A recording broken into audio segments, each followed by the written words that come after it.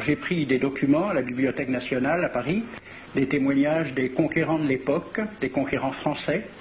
D'abord, des extraits du bréviaire que l'on avait remis aux officiers et soldats qui s'en allaient en Afrique. Cela s'appelait « Aperçu historique, statistique et topographique sur l'état d'Alger ». Voici quelques-uns de ces extraits. Ces contrées sont des terres vacantes, abandonnées aux mauvaises herbes par la paresse et l'indolence des morts. Les femmes du pays sont livrées par la paresse des Arabes, qui passent toute leur vie à fumer, à la turpitude de mœurs extrêmement relâchées. Elles n'ont pas de religion. Beaucoup doutent qu'elles aient une âme immortelle et croient qu'elles ne sont faites que pour la reproduction. Le climat aidant, les femmes sont nécessairement disposées au plaisir. Alors, allez-y, des terres vacantes et des femmes consentantes qui n'attendent que les soldats français. Et puis, à côté, j'ai vu d'autres documents qui marquent l'étonnement des officiers français qui débarquaient en Afrique. C'est Campagne d'Afrique en 1830 par un officier du corps expéditionnaire. Cette terre, qu'on avait présentée comme sauvage et inhabitée, est couverte de jolies maisons de campagne entourées de jardins. Toutes sont bâties sur des hauteurs dont les mouvements onduleux contrastent tout à fait avec l'aridité des côtes de Provence. La végétation y est superbe, et partout des sources et des courants d'eau fécondent la terre. Les fruits y sont en abondance, un grand nombre d'aqueducs amènent les eaux jusqu'à la capitale. Et le maréchal Bugeaud lui-même. J'ai reconnu que l'Algérie produit beaucoup de grains, une immense quantité de bétail. L'immensité des terrains ensemencés atteste l'existence d'une population beaucoup plus nombreuse qu'on ne le pensait. Le commandant Claude-Antoine Roset, dans Voyage dans la Régence d'Alger en 1833. Presque tous les hommes savent lire et compter. En France, on compte à l'époque 40% d'analphabètes.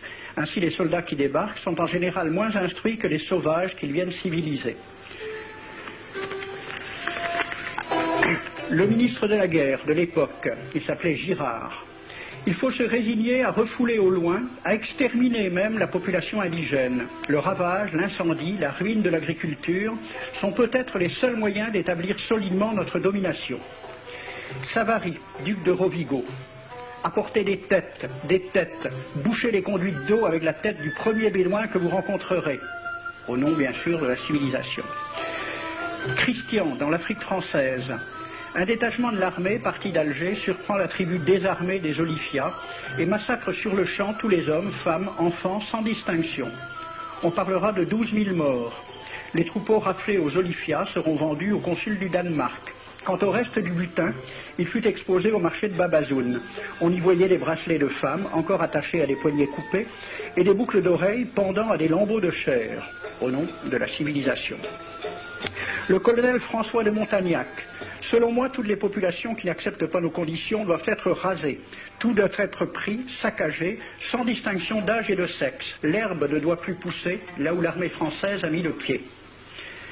Saint-Arnaud, il était commandant et c'était aussi un mari très attentionné. Il écrit à sa femme « Chère Louise, je suis bivouaqué par une chaleur de 40 degrés au milieu de 20 villages superbes qui ne se sont jamais bien soumis. Je leur ai donné jusqu'à ce soir pour payer les impôts et les amendes que je leur inflige. S'ils ne s'exécutent pas, j'enverrai 3 colonnes brûler tout. » En juin 1845, la tribu des Ouled Riha, chassée de ses douars par les détachements incendiaires du colonel Pélissier, se réfugie dans des grottes de montagne. Ordre du maréchal Bugeaud. Si ces gredins se retirent dans leurs cavernes, imitez Cavaignac Béha, fumez-les à outrance comme des renards. Voici le récit d'un témoin, français bien sûr. Voir au milieu de la nuit, à la faveur de la lune, un corps de troupes françaises occupé à entretenir un feu infernal.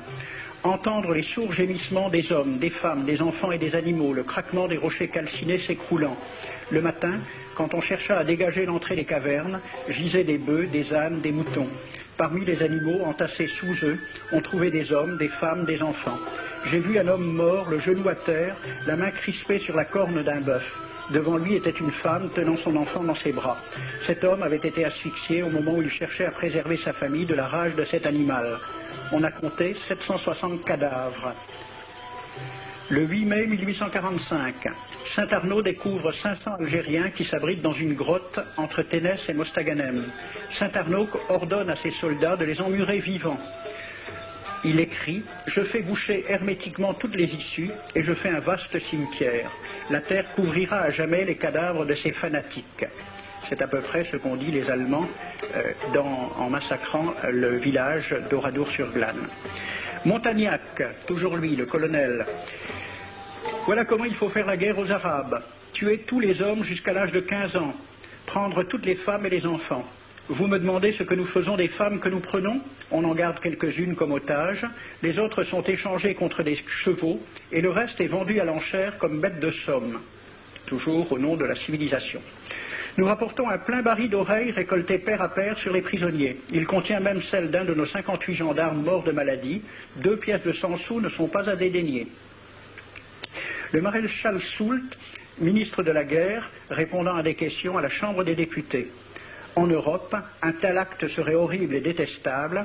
En Afrique, c'est la guerre même. C'est la guerre même, c'est du moins ce que dit le ministre français, mais en face, voici un décret pris par l'émir des Arabes, l'émir Abdelkader. Tout Arabe qui amènera vivant un soldat français recevra pour récompense la somme de 8 douros. Tout Arabe qui aura un Français en sa possession sera tenu de le bien traiter et de le conduire le plus promptement possible, soit devant le califat, soit devant l'émir lui-même. Dans le cas où le prisonnier aurait à se plaindre de mauvais traitements, l'Arabe n'aura droit à aucune récompense. À la lecture de ce décret, question d'un soldat algérien, quelle récompense pour un prisonnier vivant? L'émir répond 8 douros. Et pour une tête coupée, l'émir répond 25 coups de bâton sur la plante des pieds. De quel côté était la civilisation?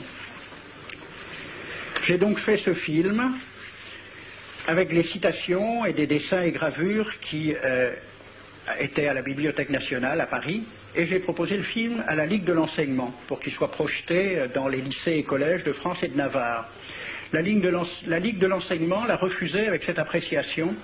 Quoique très correctement réalisé et basé sur des documents indiscutables, ce film va à l'encontre de toutes les idées qui servent de base à l'enseignement de la pénétration française en Afrique du Nord, ce qui rend sa diffusion impossible.